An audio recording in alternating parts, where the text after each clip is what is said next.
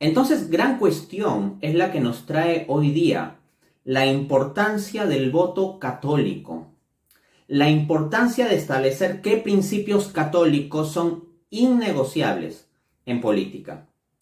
Lamentablemente hay una gran cantidad de católicos que van a misa todos los domingos o incluso misa diaria, que tienen sus devociones particulares, que rezan el rosario todos los días y que luego van a votar por partidos o defienden en redes sociales a partidos que son absolutamente contrarios a la visión católica. Es un tipo de esquizofrenia de la vida de fe. La vida de fe termina viéndose como un asunto privado, para el alma individual de uno, para la capilla, para la misa dominical, a lo más para su familia.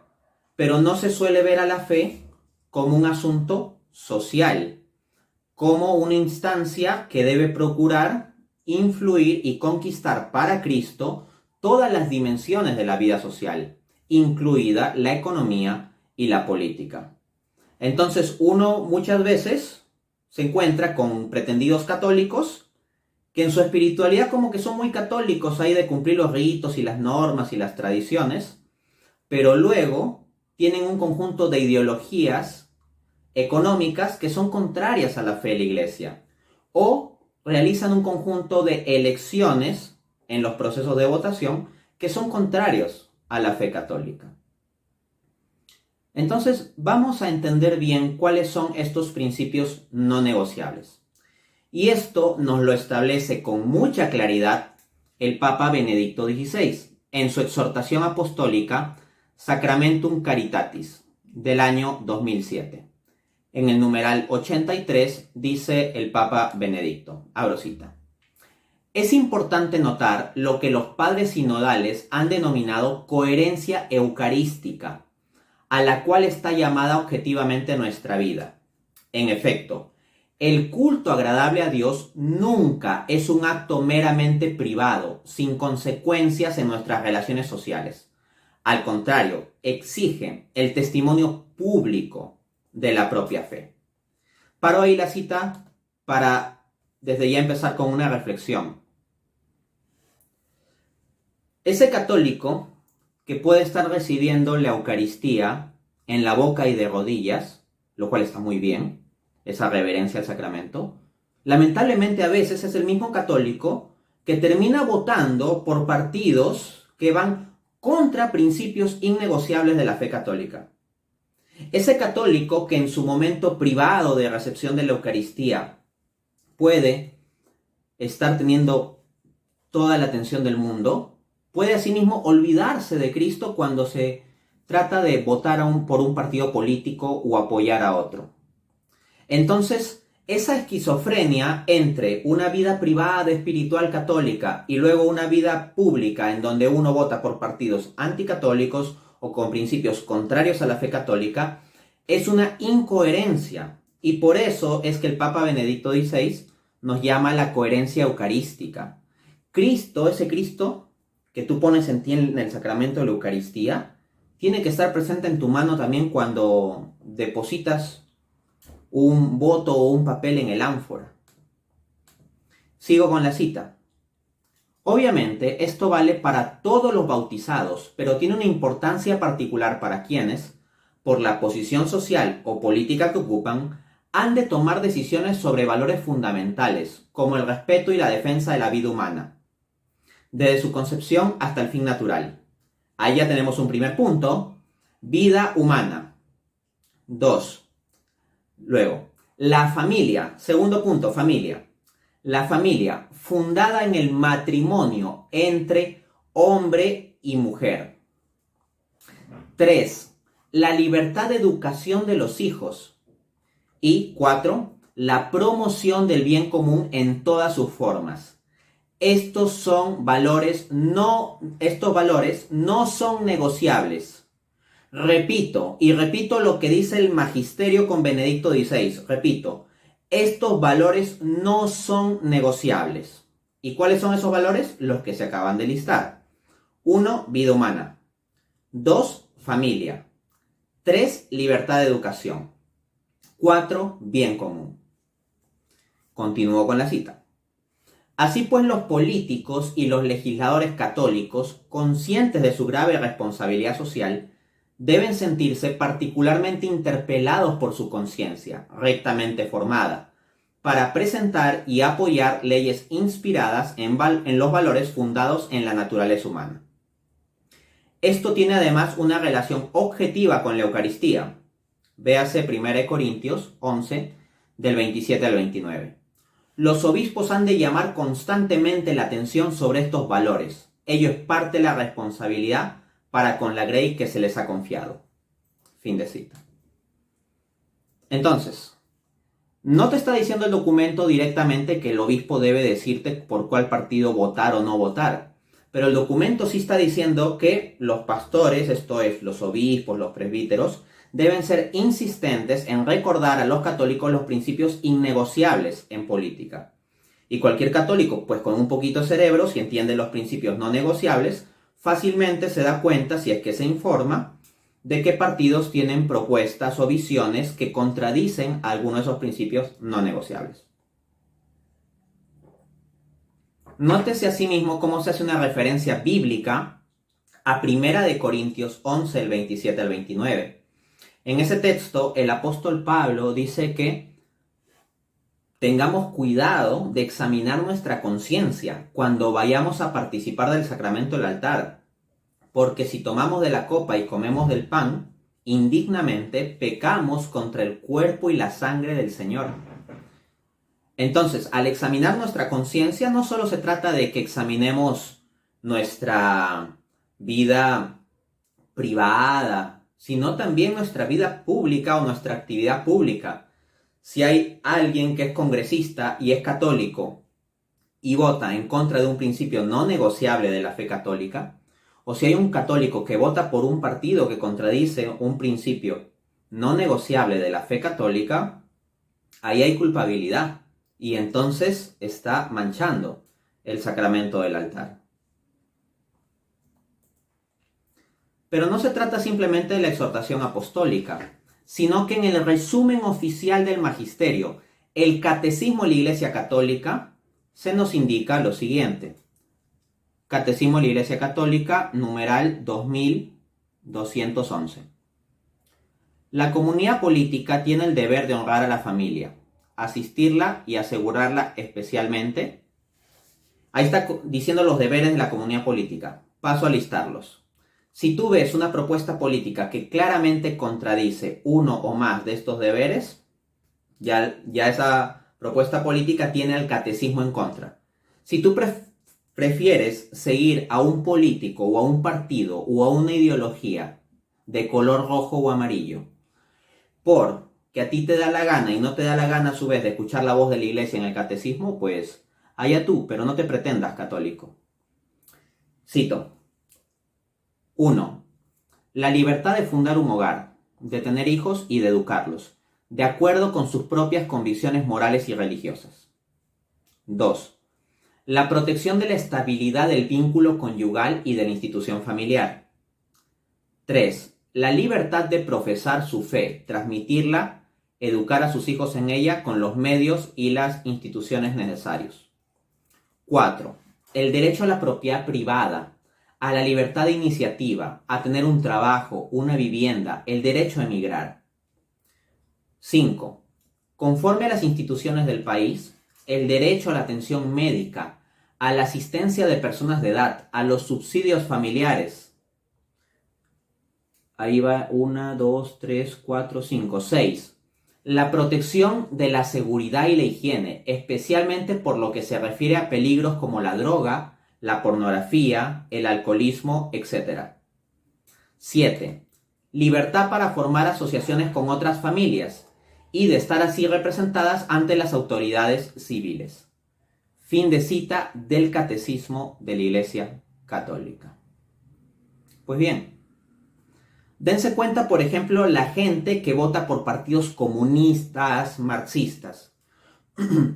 Si alguien vota por un partido comunista, vas a entrar en conflicto con el siguiente principio que pone el catecismo: el derecho a la propiedad privada, a la libertad de iniciativa, que incluye la iniciativa económica, a tener un trabajo, una vivienda, el derecho a emigrar.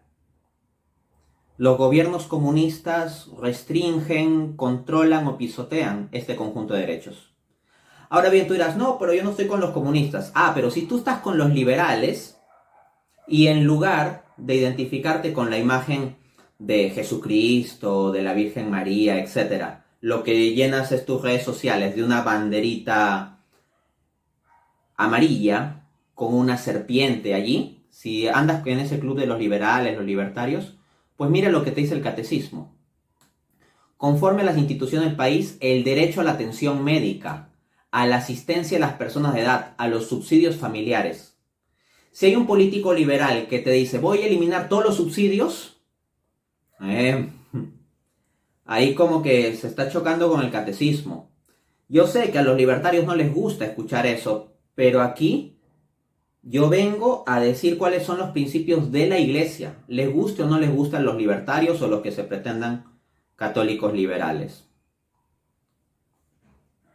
Siguiendo con esto, encontramos una explicitación de la cuestión del bien común. Porque miren, son 4 los principios no negociables. Vida humana se refiere básicamente a que tú no puedes votar por un partido como católico que promocione el aborto y la eutanasia. En el caso de familia, cualquier partido que erosione la institución matrimonial o relativice o ataque la institución matrimonial, tampoco debe recibir jamás voto católico. Luego, libertad de educación, o sea que los padres podamos educar a nuestros hijos según nuestros valores morales y religiosos. Si hay un partido que quiere imponer en la educación de tus hijos una ideología contraria a estos valores, no puedes votar por ese partido. Y luego está el principio de bien común. Pero ¿cómo evaluamos el bien común?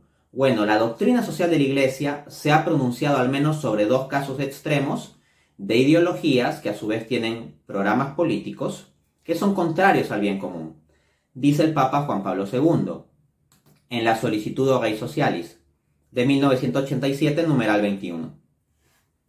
La doctrina social de la Iglesia asume una actitud crítica tanto ante el capitalismo liberal como ante el colectivismo marxista. Si te pretendes católico y vas a votar por partidos que tienen una ideología liberal o marxista, estás yendo contra el principio no negociable de bien común. Asimismo, el organismo oficial del Vaticano para la dilucidación y protección de doctrina, esto es, la Congregación para la Doctrina y la Fe, en el año 2002 lanzó un documento titulado Nota doctrinal sobre algunas cuestiones relativas al compromiso y la conducta de los católicos en la vida política. Todo católico que esté entrometido en vida política debe leer ese documento. En el numeral 4 dice, abro cita, la conciencia cristiana bien formada no permite a nadie favorecer con el propio voto la realización de un programa político o la aprobación de una ley particular que contengan propuestas alternativas o contrarias a los contenidos fundamentales de la fe y moral.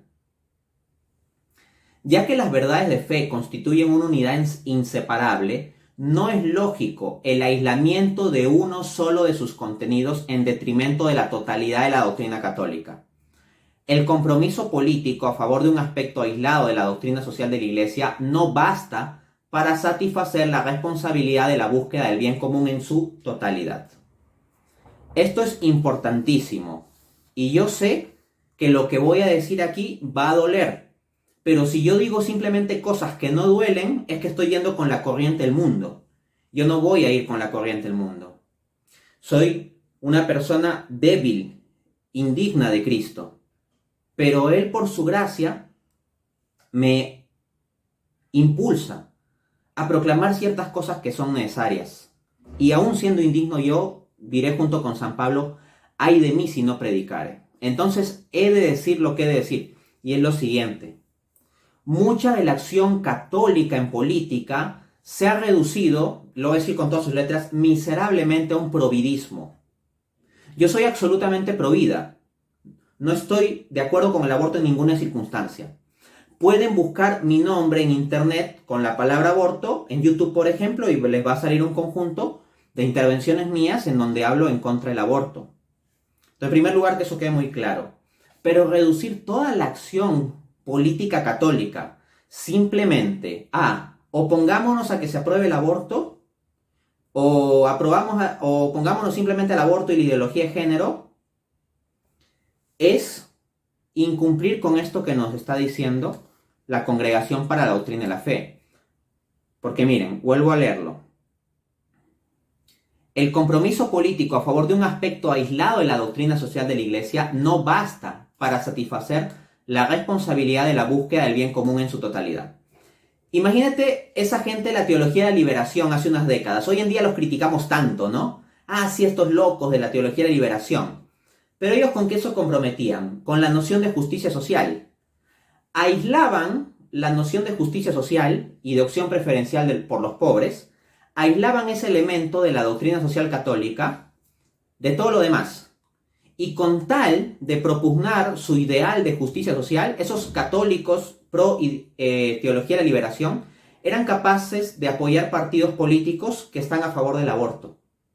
Entonces a nosotros nos parece muy obvio que esos católicos de hace unas décadas de teología de la liberación, o gente de hoy en día, católicos que se pretenden, que tienen ideas tipo teología de la liberación, pues obviamente son unos incoherentes en pretender llevar a cabo un conjunto de principios sociales, de solidaridad con los pobres, católico y todo eso, pero al mismo tiempo estar apoyando partidos pro aborto. Pero así como tanto los criticamos a ellos, hay que decir la otra cara de la moneda y el problema en que están cayendo muchos más católicos hoy en día. Que hay muchos católicos que, centrándose única y exclusivamente en no al aborto y no a la ideología de género, se olvidan del principio bien común y se olvidan de que el magisterio católico se ha pronunciado en términos de que el liberalismo político y económico es una ideología contraria al bien común. Así que un católico que únicamente se obsesiona con la causa provida o ser anti-ideología de género o antiprogre, pero propugna ideologías liberales o apoya a partidos políticos que promueven una estructura político-económica liberal, ese católico también está siendo incoherente. ¿Ok? Entonces, hay que darnos cuenta de esto. Se trata de defender todos estos bienes no negociables. Son bienes no negociables en política. Si tú dices, bueno, yo voy a defender el primer bien no negociable, voy a defender la vida como católico, pero al mismo tiempo voy a apoyar un partido que es comunista. O voy a defender la vida como católico, pero voy a apoyar un partido que es económica y políticamente liberal. Si tú haces eso, estás siendo incoherente, porque pretendiendo defender el primer principio, estás pisoteando el cuarto principio.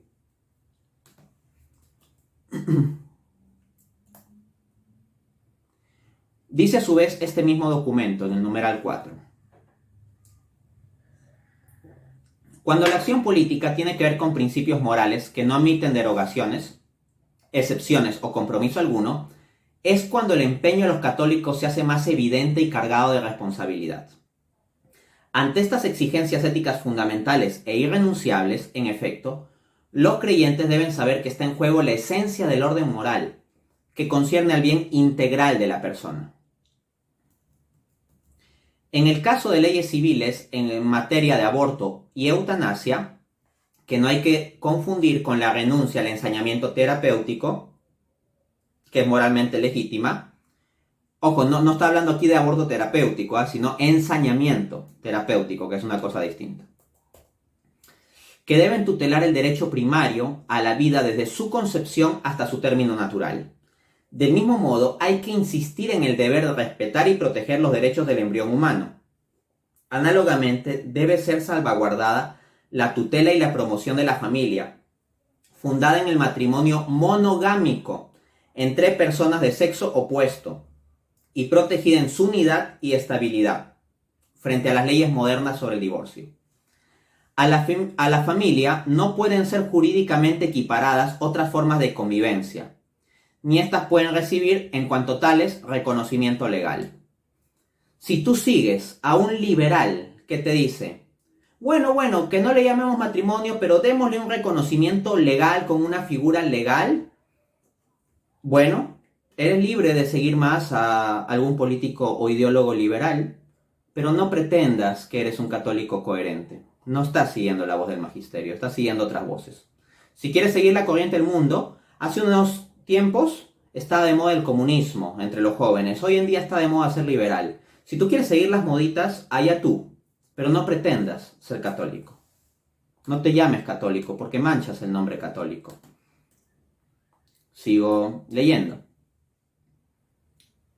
Así también, la libertad de los padres en la educación de sus hijos es un derecho inalienable, reconocido además en las declaraciones internacionales de los derechos humanos.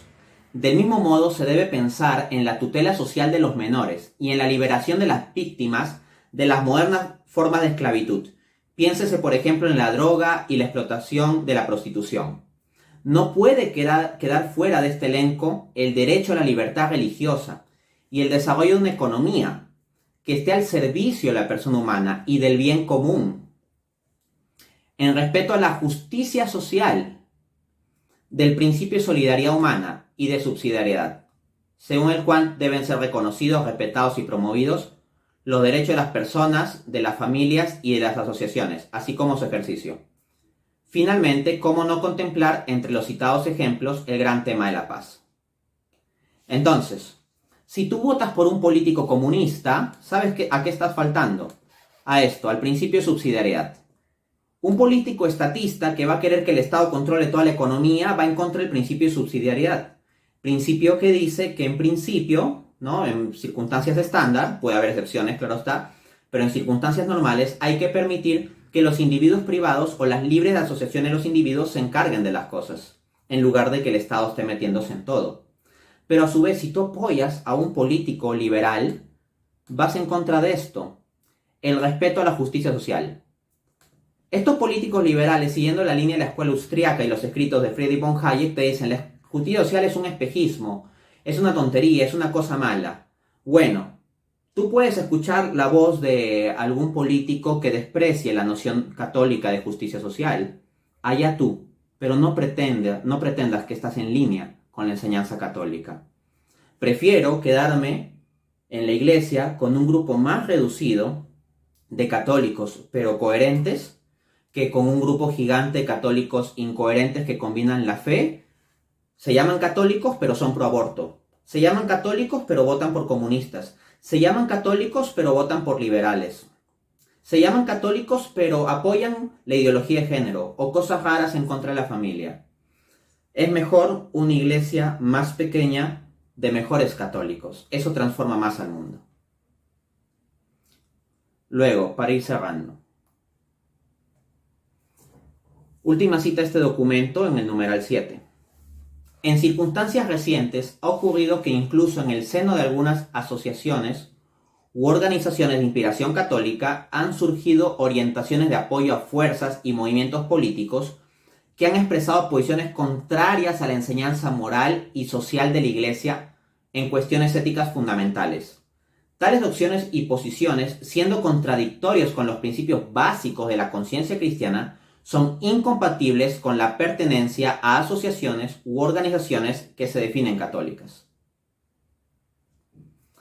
O sea, lo que está diciéndose aquí es que no puede haber comunión entre Cristo y Belial. O sea, si tú vas a ser parte de alguna comunidad piadosa de nuestra iglesia, pensemos en la Legión de María, o alguien consagrado como esclavo de María, o como esclavo de Jesucristo por medio de María, para decirlo con el nombre completo, en términos monfortianos. Si alguno está en cualquier movimiento católico piadoso, y al mismo tiempo se inscribe en un partido que es pro aborto, contradiciendo el principio innegociable de vida, o pro ideología de género, contradiciendo los principios de familia y de libertad de educación, o proliberal o procomunista, contradiciendo el principio de bien común, entonces no puedes estar con Cristo y con Belial. Vas a tener que romper con una de las dos. O dejas de llamarte católico o comienzas a ser coherente también en tu vida política y también en tus elecciones con la fe católica. Y estos son los principios que he querido presentarles. No son mis principios, son los principios de la Iglesia. Lo que yo hago aquí es explicitarlos y mostrarlo porque lamentablemente se desconoce mucho.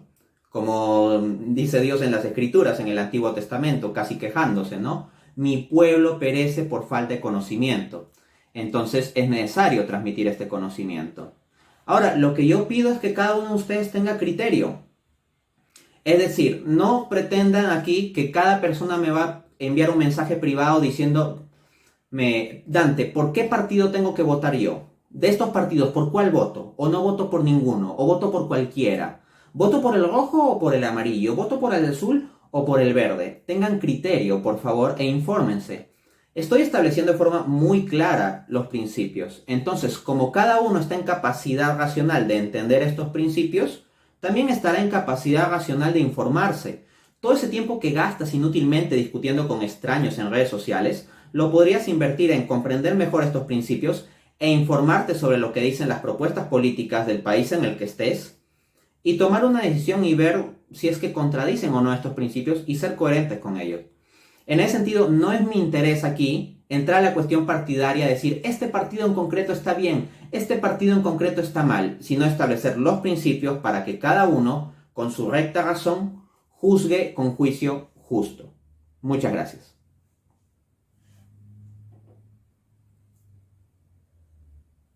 Muchas gracias, estimado Dante, por esta exposición tan significativa, tan diáfana, tan clara, que estoy segura ha despejado muchas dudas y también, creo yo, nos interpela a cada uno de los asistentes a conocer más, no solamente sobre el magisterio de nuestra iglesia o de la visión católica, sino también a vivir coherentemente con ella, como tú lo has explicado tan bien en esta en esta excelente ponencia. Me dicen los chicos de producción de que tenemos una pregunta en video, Dante, así que le vamos a dar pase a la pregunta que tenemos en video. A ver, le pedimos a los chicos de producción. Buenas noches, mi nombre es Lady Ruiz, vivo en Los Olivos y mi pregunta sería ¿por qué es importante que las organizaciones civiles que defienden y promueven la vida desde la concepción hasta la muerte natural tengan mayor alcance a nivel político? Gracias.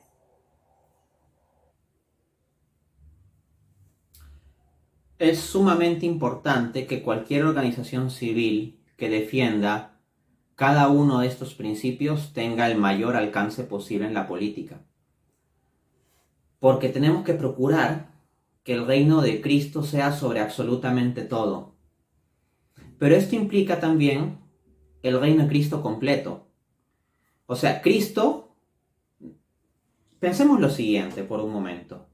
Si Jesucristo viniera y propusiera un programa político, ¿creen que Jesucristo se reduciría únicamente a estar en contra del aborto y en contra de la ideología de género y fin de la historia?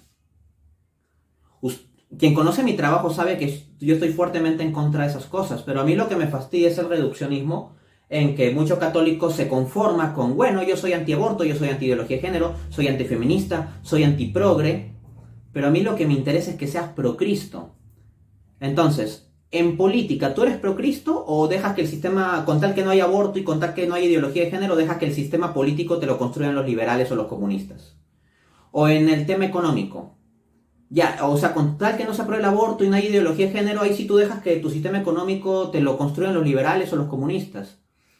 Cristo, si tuviera que proponer un programa político, seamos sinceros, entendamos que se trabajaría en muchas más dimensiones que simplemente decir no aborten y que no se case gente del mismo sexo, punto. Entonces, el reinado de Cristo implica que los 4 principios, y no solo uno de ellos, estén presentes en la vida política. Entonces, de lo que se trata aquí es que haya cada vez más católicos pro Cristo. Si tu acción política se reduce a ser anti-progre, no es suficiente. Tiene que ser fundamental y esencialmente pro Cristo. Si ese ser pro Cristo te lleva a oponerte a los progres porque son ellos los que se oponen a Cristo, pues muy bien. Pero el centro de tu acción política misma tiene que estar en Cristo.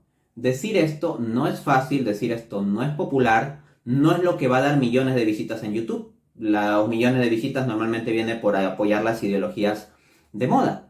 pero ya nos lo decía el apóstol Pablo, no se junten a la corriente de este mundo. ¿Quieren ir verdaderamente contracorriente? Pues vayan con el programa de Cristo absolutamente completo. Ahora bien, no se confunda mi respuesta pensando que estoy diciendo que Cristo propondría como medidas específicas de política económica o de legislación. No, no, no.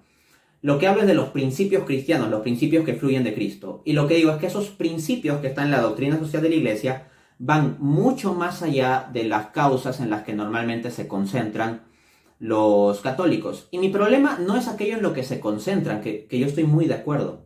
Mi problema es aquello en lo cual no se concentran, en aquello en lo cual dejan todo de lado.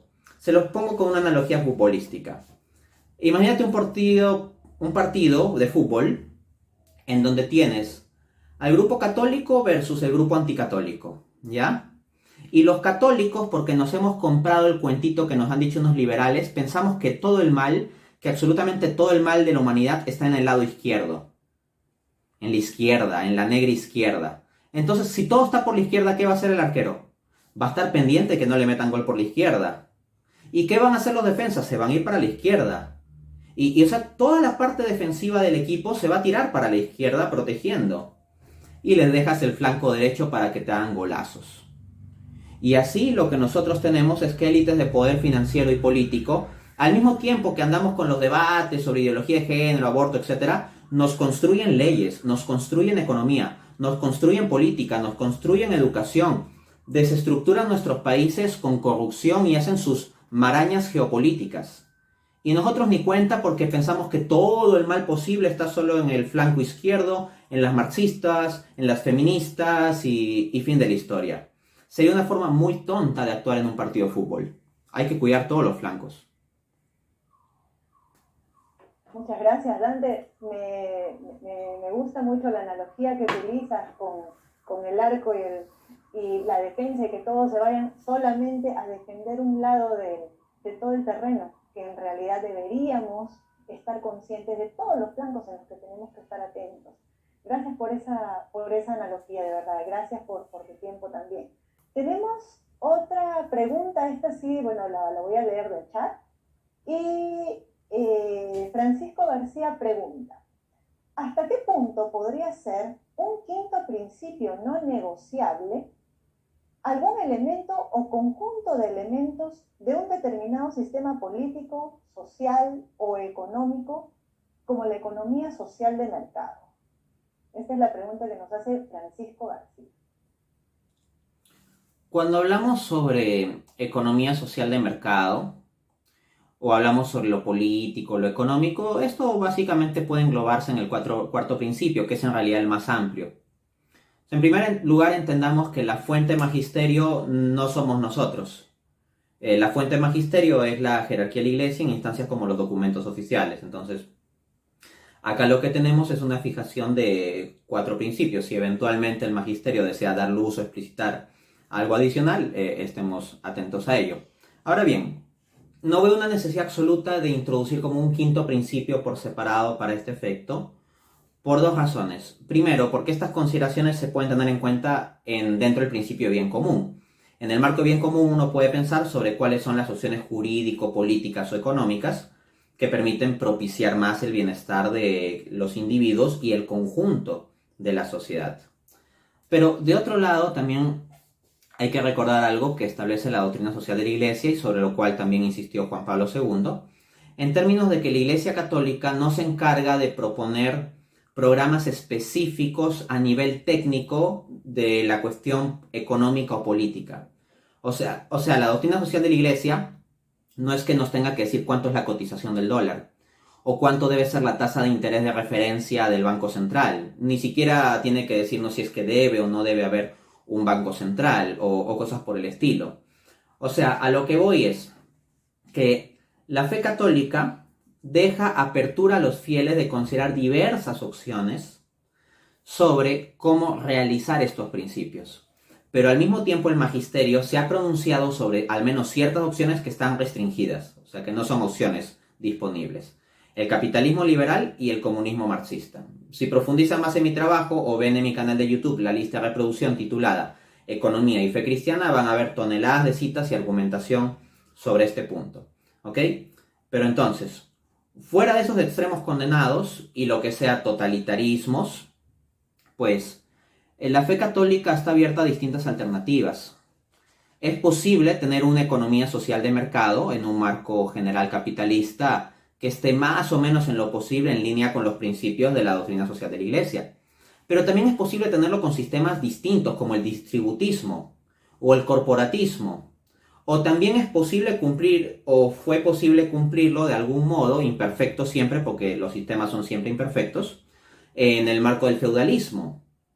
Entonces, a lo que voy es que si la Iglesia Católica consagrara a la economía social de mercado como un principio innegociable, estaría fijando una forma específica de estructura económica que, si bien podría, bajo ciertas contingencias históricas, bajo determinadas definiciones y circunstancias, ser adecuada, no es la única forma posible y la Iglesia no puede restringir las otras formas. Si de aquí a un futuro pudiéramos tener un sistema económico más parecido al distributismo que plantea Chesterton, tal sistema económico muy probablemente también estaría en línea con la doctrina social de la Iglesia y no tendría por qué estar restringido. Entonces se nos deja a la razón y acción política de los fieles el concretar estos principios, pero conociéndolos primero. El gran problema es que hay católicos que se avientan ahí a decir cosas y hacer cosas en política sin siquiera tener conocimiento de estos principios. Me aventuro a decir que alrededor del 90% como mínimo de católicos que están muy comprometidos en política y que a su vez buscan estar muy comprometidos con su fe católica, ni siquiera estaban informados de la existencia explícita de estos 4 principios.